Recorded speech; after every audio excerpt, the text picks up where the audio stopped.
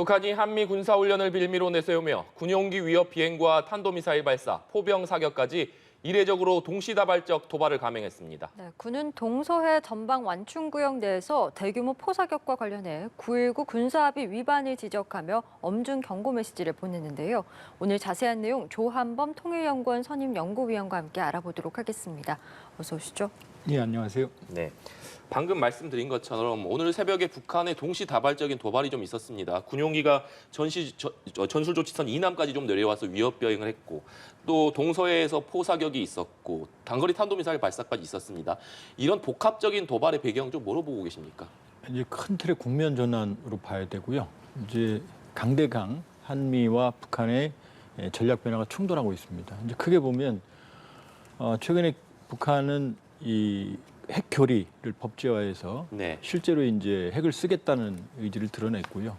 그리고 이번에 드러났지만 이제 전술핵이 실전 배치가 된 걸로 이제 거의 확인이 되고 있거든요. 그러면 이제 핵을 가지게 되면 이 도발에 상당히 자신감을 가지게 됩니다. 인도 파키스탄에서 파키스탄이 핵을 가지고 나서 공세적으로 나왔거든요. 네. 그러면 25일부터 10월 9일까지 1차 북한의 집중적인 전술핵 운용 부대에 김정은 위원장 지도의 훈련이 있었어요.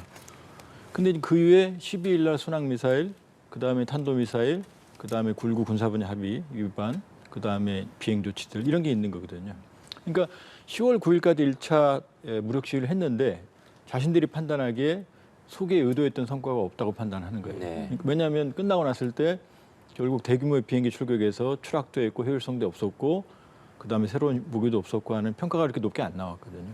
그랬더니 이제 다시 그 순항 미사일을 발사한 거고요. 그다음에 이제 이번에 복합 도발의 빌미는 뭐냐면 주한미군이 철원에서 10시간 동안 MLRS 사격을 했거든요. 그럼 이제 여기에 대해서 북한이 이제 대응을 한 거거든요. 그러니까 한미의 군사적인 움직임에 대해서 25일부터 10월 9일까지 한미 군사 연습 때문이었죠. 그 국면이 지나갔는데 그 이후에도 이제 양측 간에 이제 북한이 판단하기에 한미의 대응에 자신들도 이제 대응을 하고 있다고 지금 판단하는 거예요. 그러니까 여기서 안 끝날 거고요. 양측이 자제하지 않는 한 사소한 움직임이라도 있으면 이 티포텟 주고받기식으로 계속해서 이 긴장 국면이 고조될 개연성이 있습니다. 네, 여기서 끝이 나지 않을 것이다 이런 말씀이신데 구체적으로 포병 사격부터 좀 짚어보겠습니다. 황해도에서 서해상으로 130여 발, 강원도 구읍리 일대에서 동해상으로 40여 발 포병 사격을 한 것으로 지금 포착이 됐습니다. 동해, 서해 잇따라서 포병 사격을 했거든요. 배경 어떻게 보고 계신지요? 지금 이제 북한의 핵 개발과 다르게 지금 남북한의 군사적인 완충에 유일하게 남아 있는 게 9.19 군사합의거든요. 이건 이제 해상과 육상과 공중에서의 이 적대행위 중단에 관한 합의거든요. 그러면 이 해상에서는 서해 해상의 완충구역, 동해 해상의 완충구역이 있어요. 근데 여기에 이제 크게 보면은 이제 공중에서의 위협 비행을 중단하는 영역이 있고, 그다음에 이제 서해 동해의 완충구역이 있거든요. 근데 여기에 포사격을 한 거거든요. 그러니까 서해는 이제 130여 발, 동해는 더 작게 한 40여 발이거든요. 그러면은 이건 명백한 9.19 군사분야 합의 위반이에요. 의도적인 위반입니다. 그러니까 지금 마지막 남아있는 9.19 군사분야 합의까지도 지금 위협을 하는 거고요. 그리고 이번에 이제 그 비행 10여 대의 어떤 군용기들은 물론 9.19 군사분야 합의 위반한 건 아니에요. 그 비행 금지선을 넘지는 않았지만 가장 근접을 했던 점도 이제 9.19 군사분야 기본 정신까지 이제는 건드린 거죠. 그러니까 지금까지 과거 2019년에도 창린도 김정은 위원장의 해안포 사격이 이게 1차 이제 위반이고요. 2020년에는 우리 측 GP에 14.5mm 사신 고사총을 발사를 했거든요. 그때는 이제 의도가 없는 걸로 판단했어요. 근데 이번에 서해, 동해 네 번째 이제 군사분야 합의가 파기가 됐고 사소하게는 이제 해안포 사격은 안 하지만 해안포의 이 입구를 모두 이제 봉인하기로 했거든요. 근데 수시로 이제 그걸 열었어요, 북한이. 그것도 이제 미시적이지만 군사분야 합의 위반인데 이번에는 아주 뚜렷하게 자신들이 9.19 군사분야 합의를 위협하는 의도를 드러낸 거라고 볼 수 있어요. 의도적으로 9.19 남북 군사 합의를 위반하고 있는 것이다 이렇게 평가해 주셨는데 이례적인 부분 중에 하나가 말씀하신 것처럼 공중 위협 아니겠습니까? 네. 북한의 공군력이 상당히 열악한 것으로 잘 알려져 있는데 계속해서 이달에 들어서만 세 번째 공중에서 무력 시위를 벌이고 있습니다. 북한이 이렇게 공군력을 활용해서 위협 비행에 나서는 배경을 좀 어떻게 봐야 될까요? 지금 이제 확인이 된 게 10월 6일 날 이제 그 이후에는 150여 대가 떴지만 그거보다 더 이제 주목되는 게 10월 6일이에요. 제 기억에. 그때 이제 12대의 군용인데 그중에 4대가 1, 2신 28 폭격기였거든요. 이게 굉장히 구형입니다. 그러나 이제 문제가 되는 건 뭐냐면 이 1, 2신 28이 핵폭탄을 투하할 수 있는 능력이 있거든요. 그러니까 아주 열악한 공군력을 가지고 저렇게 보인다는 얘기는 뭐냐면 최근에 변화된 전술핵을 가진 공세적 움직임의 일환이에요. 그러니까 저 비행만 문제가 되는 게 아니라 경우에 따라서는 자기들이 이 한미 연합 공군 예를 들면 미국의 전략 폭격기들이 오듯이 자기들도 전략 폭격기가 있다. 그러니까 핵투발 수단이 있다는 걸 암시하는 겁니다. 그러니까 단순한 그 무력성 시위보다는 복합적인 전술핵 전략의 일환이라고 봐야 됩니다. 예, 알겠습니다. 앞서 언급해 주신 그 서해상에서 포격 훈련 마치고 동해상에서 또 포격 훈련을 한 그 사이에 평양 순안 일대에서 또 동해상으로 발사한 단거리 탄도미사일과 관련해서도 여러 가지 해석들이 나오는 것 같습니다. 이 사이에 이렇게 탄도미사일을 발사한다는 것도 좀 이례적이다는 생각이 드는데요. 일단은 이제 KN-23으로 추정이 되거든요. 이제 북한의 단거리 중에는 KN-23, 24 정도가 이제 그 유력한 수단인데 KN-24는 이제 변칙 기동을 못 해요. 사거리도 400km 내외고. 근데 이번에 이제 700km거든요. 그리고 일본 발표에 의하면 마지막 변칙 기동도 했고. 그렇게 보면 지금 가장 위협이 되는 게 이 전술핵을 탑재하는 게 KN-23입니다. 원래 그 모태가 되는 게 이스칸데르가 원래 핵탄도 탑재가 가능하거든요. 예. 그러니까 이런 재래식 도발도 하면서 이 공세적인 실전 배치된 전술핵, 그다음에 공격적인 핵교류 법제화 여기에 대한 자신감을 가지고 복합 도발을 하는 거죠. 한쪽에는 재래식 도발, 한쪽은 전술핵 위협을 동시에 가하고 있다 이렇게 봐야 됩니다. 네, 복합적인 도발을 준비하는 것으로 분석을 해주셨는데 또 주목하는 부분이 지난 12일에 있었던 장거리 전략 순항 미사일 발사 아니겠습니까? 북한이 장거리 순항 미사일에 전술핵을 탑재한다면 이 단거리 탄도 미사일에 탑재하는 것과는 좀 어떤 차이가 있는지 또 어떤 위협이 되는지도 좀 설명 부탁드리겠습니다. 그러니까 탄도 미사일은 탄도를 그립니다. 그러니까 탄도 중량이 무겁고 멀리 보낼 수 있어요. 그런 이제 사거리를 1000km 이내, 300에서 1000을 줄인 게 단거리고 순항 미사일은 초음속이 안 나와요. 아침에. 네. 뭐냐면 비행기처럼 순항을 합니다. 근데 이제 기억나시겠지만 지난번에 순항 미사일 발사했을 때 우리는 이제 안주다 온천이다 김여정하고 우리 합참하고 막 그 논란이 있었거든요. 순항 미사일은 높이 안 올라가죠. 네. 그러니까 산 뒤에서 움직이면 레이더가 못 잡거든요. 그러니까 순항 미사일은 속도는 낮지만 이 미사일로 탐지가 어렵죠. 그리고 이제 자세 제어를 할 수 있기 때문에 목표물도 마지막에 바꿀 수가 있어요. 네. 그러니까 탄도 미사일과 순항 미사일을 섞어서 운용을 하면 위협이 배가가 되고요. 근데 이번에 조금 의아스러운 게 전술핵 운영 부대에 배치했다고 그러는데 장거리 전략 순항 미사일이라고 말했거든요. 이 얘기는 전술핵과 함께 전략은 이제 물론 명확한 구분은 아닙니다만 전술핵은 위력이 작고 그런 히로시마 나가사키에 떨어졌던 원자폭탄 그 이내 네. 1kg에서 한 20kg 정도. 전략핵은 보통 100kg 이상이거든요. 메가톤까지. 그러니까 자기들이 전술핵과 함께 전술핵 운용 부대에서 전략 핵탄두를 탑재한 파괴력이 큰 그런 공세적인 도발도 할 수 있다는 걸 보여준 겁니다. 네. 예, 지금 남북 간에 유일하게 남아있는 이 9.19 군사 합의를 의도적으로 위반하고 있다라고 말씀을 해주셨는데 윤 대통령도 이번 도발과 관련해서 9.19 위반이 맞다라고 하면서 하나하나 검토하고 있다 이렇게 밝혔습니다. 지금 여권 내부에서도 이 9.19 군사 합의 파기를 주장하는 목소리가 나오고 있는데 이번 도발로 인해서 합의가 파기될 수 있는 어떤 단초가 마련이 됐다 이렇게 해석해도 되겠습니까? 그러니까 한반도 비핵화 공동선언도 북한에 의해서 이미 유명무실화 된 지 오래됐고요. 9.19 군사 분야 합의는 조금 그 숨은 그림이 하나 있는 게요. 북한에게 유리한 합의입니다. 왜냐하면은 북한이 공군력과 해군력은 한미의 절대 열세거든요. 네. 그러니까 이제 NLL 같은 데서 도발을 못합니다. 그다음에 공군력은 말씀하셨지만 대단히 열악한 정말로 구형이고요. 그러면 북한의 입장에서는 이 해군력의 절대 열세인 해양에서 완충구역을 만들어 놓은 거거든요. 그다음에 공군력도 이 정찰 비행이나 이런 게 그러니까 9.19 군사 분야 합의가 만들어졌을 때 일부 상당히 불만이 많았어요. 왜냐하면 압도적인 한미의 정찰력, 그다음에 정보 자산의 운용 범위가 크게 줄어들거든요. 그럼 북한의 입장에서는 9.19 군사 분야 합의는 이게 상당히 유리하거든요. 그러니까 자기들이 전면적으로 깨기는 제가 보기엔 쉽지는 않죠. 그 실익이 별로 없죠. 그러나 한미가 매우 공세적으로 한미에 대한 공세를 했는데 한미가 물러서지 않거든요. 강대 강으로 가거든요. 그러니까 이 9.19 군사 분야의 합의는 한미는 가능하면 지키고 싶죠. 네. 안정을 위해서. 그리고 지켜지는 게 사실은 바람직합니다. 우발적인 충돌을 막기 위해서. 근데 그게 아킬레스건이라고 판단하고 지금 건드리고 있는 거죠. 그런데 지금 9.19 군사 분야 합의는 완전히 파기됐다고 선언 안 하거든요. 그러니까 경우에 따라서 지속적으로 9.19 군사 분야를 합의를 건들다가 본인들도 알고 있거든요. 한국에서 먼저 파기하지는 않을 거라는 걸. 가능성이 높지 않다는 걸. 그러니까 그걸 건드리는데 이제 마지막에 가서는 정말로 자기들이 판단하기에 충격요법을 써야겠다. 그러면 그때는 이제 파기 선언을 하겠죠. 네.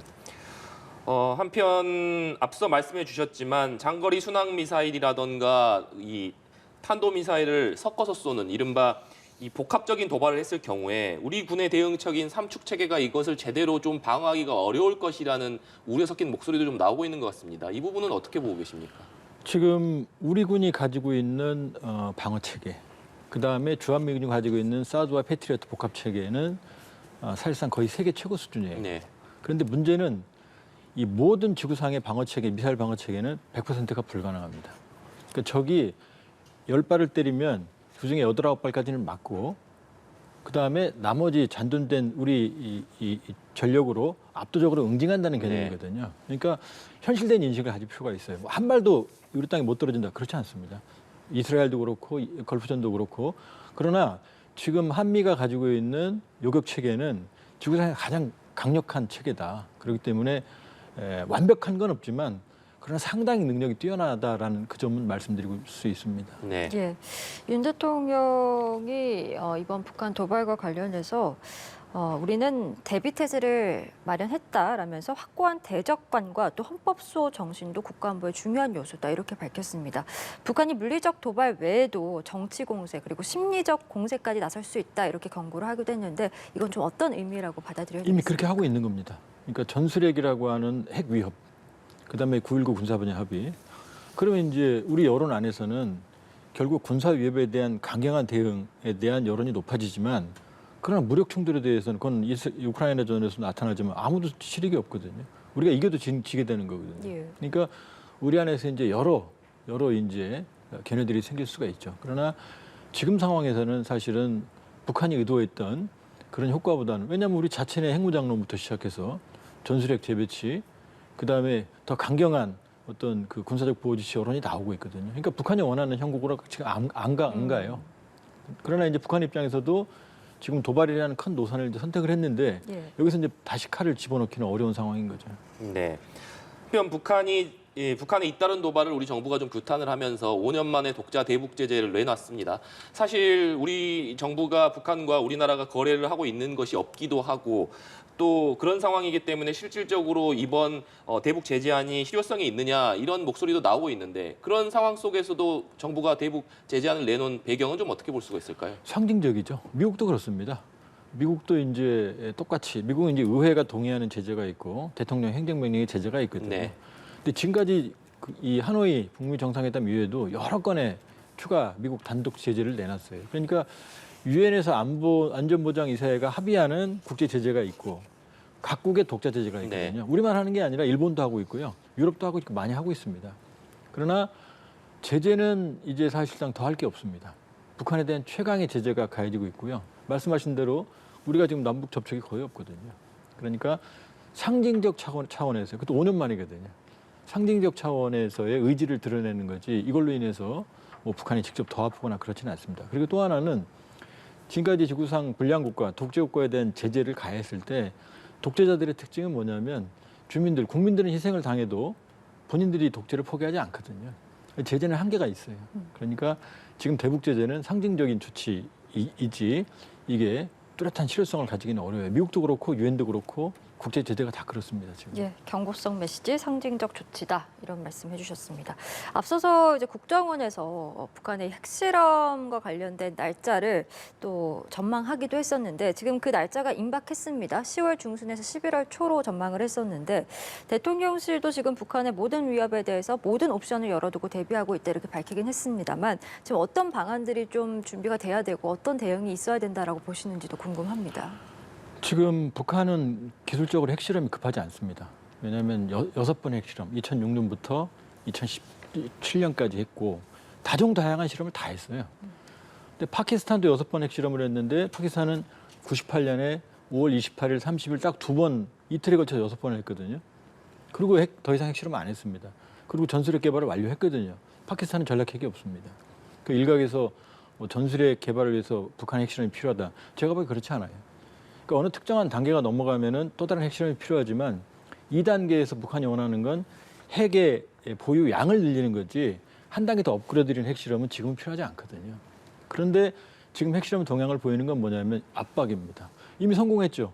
3월부터 계속해서 한미가 지금 주시하고 있거든요. 그렇게 보면 이 북한이 핵실험을 한다고 그러면 정치적 카드로 쓸 거다. 그랬을 때 국정원이 그러면 타이밍은 10월 16일 양회 시진핑 그다음에 민주당 선거 이 사이가 아니겠느냐 이렇게 조심스럽게 전망했지 그렇게 예측한 건 아니에요. 예. 그러니까 지금 북한이 핵실험을 하게 되면 어떤 일이 있냐면 한미에 충격을 줄 수 있겠죠. 그러나 그랬을 때 본인들이 원하는 협상 국면으로 가느냐 아니면 더 어려운 강경책에 직면하느냐 이게 불확실하거든요. 네. 그러니까 지금 이제 정치적 카드로 물론 이제 계속 북한이 몰리면 이 서로 주고받기식으로 가다 보면 북한이 개추 체력이 약하니까 마지막에는 핵실험을 할 수도 있어요. 그러나 지금 북한이 핵실험을 급박하게 서둘 이유가 없습니다. 네. 북한이 핵실험을 서두를 이유가 없다라고 전망해 주셨는데 지금 북한이 계속해서 단거리 탄도미사일 발사라던가 포병 사격이라던가 여러 가지 이 도발을 계속하고 있는데 일각에서는 북한의 성동격서식 도발을 간과해서는 안 된다 이런 목소리도 나오고 있습니다. 실질적으로 북한이 국지 도발에 나설 가능성도 있을 것이다 이런 우려들도 있던데 이 부분은 어떻게 전망을 하십니까? 예, 오래전부터 예측이 돼 왔고요. 왜냐하면 북한은 이제 미국을 압박, 핵무기를 가지고 미국을 압박하다가 안 되면 한국을 대한민국을 약한 고리를 생각하거든요. 그러니까 대한민국 이 어떤 재래식 도발의 어떤 그 병행하는 패턴을 보여왔거든요. 근데 이제 우리 입장에서는 원점 타격론도 있고 지금 강경한 대응이 불가피하거든요. 그러니까 지금 우려가 되는 건 이 원점 확인이 안 되는 어려운 그러니까 목함지뢰 도발 사건이 있었죠. 그런데 원점 확인이 안 되죠. 네. 그래서 이제 그때 매뉴얼에 따른 대응 조치를 했습니다만 그다음에 천안함 피격 폭침 사건도 그 도발도 원점이 확인이 안 되거든요. 그러니까 지금 우려가 되는 건 북한이 이제 그래서 순항 미사일을 쐈을 때 김여정이 합참한테 그 위치가 다르다고 말한 거거든요. 그건 뭐냐면 우리는 원점을 확인 못하는 도발을 할 수도 네. 있다는 걸 암시한 얘기거든요. 그러니까 뭐 우리 군이 충분히 대응을 하고 있다고 판단이 됩니다만 매우 교묘한 복합적인 원점 확인이 안 되는 재래식 도발 이 가능성이 충분히 있죠. 예, 알겠습니다. 저희 오늘 말씀은 여기까지 듣도록 하겠습니다. 지금까지 조한범 통일연구원 선임연구위원과 함께 이야기 나눠봤습니다. 오늘 말씀 고맙습니다.